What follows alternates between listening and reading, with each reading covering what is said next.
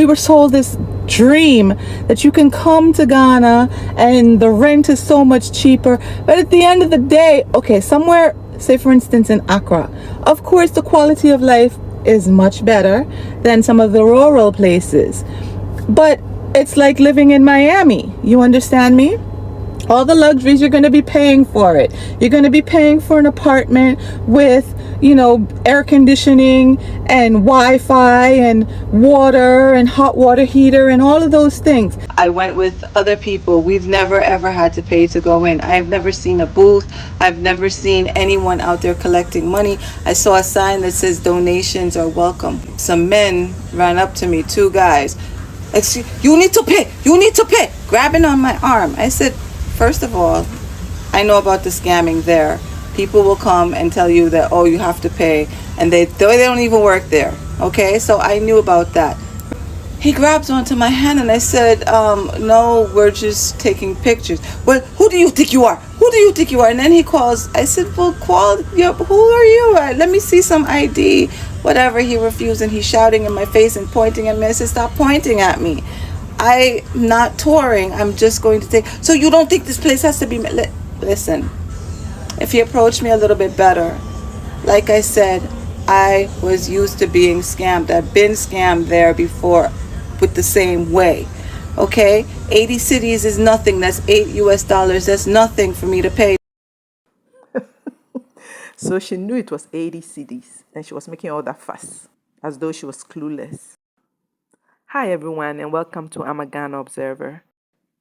Today I want to talk about this hypocrite, scamming liar, Cindy Marvelous, who is making Jamaica trend for all the wrong reasons. Because Jamaicans are normally good reps of their country. In Ghana they are. I'm going to just go through some of her videos. The way she's viciously coming against Ghana, of course, if we have no problem at all, just tell us the truth about Ghana, but don't pretend. And so apparently what happened was that while she lived in Ghana, it was all sugar and spice and everything nice. And that was her decision. No one forces you to say only positive things about Ghana. And now that you've left, you want to be all negative. And that's your prerogative. You don't have to explain yourself. But for you to come to Ghana on the cheap, you don't want to pay the price to be able to enjoy the sort of life you want. That's your fault. That's your problem. And so her videos that I've been watching are very contradictory. I just wanted to share a few of those and then we'll be back to discuss. The food poisoning that I went through, I was sick 4 times. My parents, my dad was sick. Chicken foot? How you doing, my love? What is it? Chicken foot?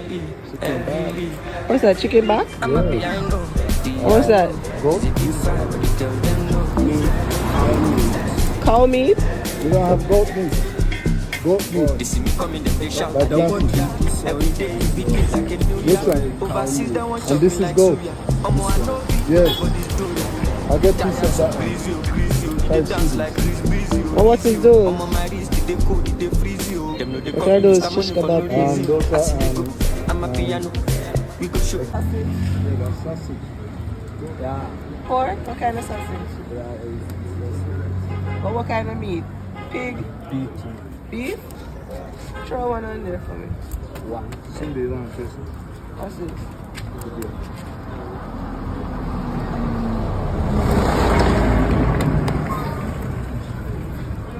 Kojo. You want a piece? What you eat, Kojo? You eat chicken foot? But seriously though, how wouldn't you get food poisoning? Look at how the meat is being handled. And that same hand will get the money when she pays him. So if you are not cautious, who are you blaming? And you heard the driver, the Ghanaian, say, no, he didn't want it. You can never be too careful with how food is handled. And then you complain that you had food poisoning 4 times. I went with other people. We've never ever had to pay to go in. I've never seen a booth. I've never seen anyone out there collecting money. I saw a sign that says donations are welcome, whatever. We get there that particular day with my friend and her baby and her friend, and we walk in. It was crowded for some reason. I've never seen it that crowded. There were a bunch of tour buses and a bunch of these people there. And some men ran up to me, two guys. You need to pay. You need to pay. So he grabs onto my hand and I said, no, we're just taking pictures. Well, who do you think you are? Who do you think you are? And then he calls. I said, well, who are you? Let me see some ID. Whatever. He refused and he's shouting in my face and pointing at me. I said, stop pointing at me. I'm not touring. I'm just going to take. So you don't think this place has to be. Listen, if he approached me a little bit better, like I said, I was used to being scammed. I've been scammed there before with the same way.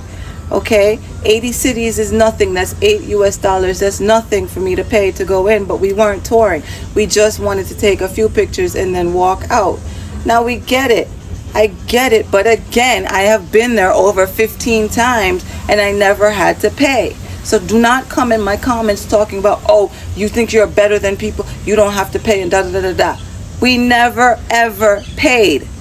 Okay, so now there's a bunch of these people there, and these freaking house people. I asked him, take your fingers out of my face, and if you touch me, I'm gonna punch you. I said that to him. I'm a 3rd degree black belt in Taekwondo, okay? I don't mess around. I'm also from New York and from Jamaica. These men proceeded. I had on a dress. One of them grabbed me in between my legs, okay, and flipped me backwards. Meanwhile, he did that. I had my phone in my hand and I hit one of them and I punched the other.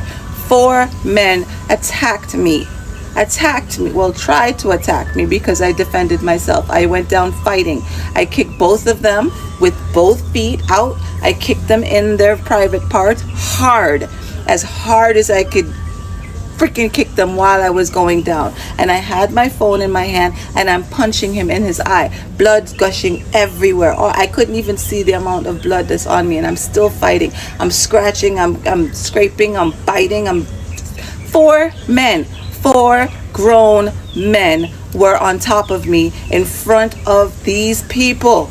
I felt betrayed. I felt hurt, humiliated. No one would help me. Not one other Ghanaian man. Not one other human being. They all stood there and watched me, who talked so.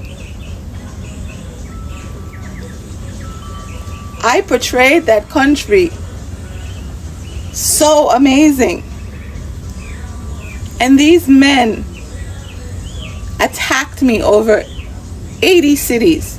Okay, they had me on the ground, 4 of them for about a good 5 minutes. And that right there is a tall tale. There's no way 4 men were hitting her and no one would intervene. There's no way. There is no way in Ghana that 4 men will be hitting on a female and no one intervenes. So that's an absolute lie. That's why I call her a liar. Not true. As much as I was fighting against coming to Accra first, you know, because everyone was saying that Accra was not Ghana, I do regret it because I absolutely love Accra. This is what I was used to. You know, Cape Coast is very, very, very rural. And I thought coming from Jamaica that I could be acclimated to it, but I did not, nor was I ever accustomed to that type of living. That I was from Kingston, Jamaica, Red Hill, St. Andrew to be exact. I personally don't know why I thought that it would be an easy transformation or transition coming from America and what I knew as my 3rd world country in Jamaica to living in Cape Coast. There is potential for growth and development. However, I just don't see it in the very near future. I do, however, see it in Accra. As you can see, everywhere you look, there's constructions, new buildings going up, the roads are much better. And in my personal opinion, for any diaspora coming to Ghana, this would be an easier transition than going into the rural areas that you're not accustomed to that type of primitive, for lack of a better word, living. This definitely would be a softer landing and an easier way to just get into the life of living in Accra, or I should say Ghana. So she recorded this 5 months ago compared to her recent rants, which are like a couple of days old. So if you knew Accra was a better fit for you, why didn't you move there? Why didn't you move there? That is the question. Like in the first clip, she claimed she was sold a dream. Don't people do research anymore? What dream are you being sold?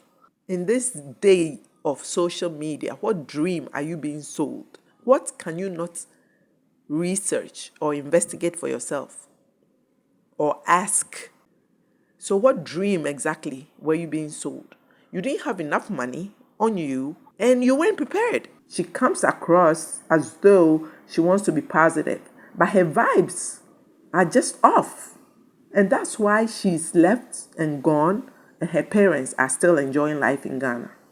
So stop being bitter and stop insulting Ghana and Ghanaians. And folks, I'm going to end it here. Thanks for watching. Thanks for engaging in my comment section. Thanks for all the subscriptions. Thanks for helping my channel grow. And I'll see you in my next video. Bye.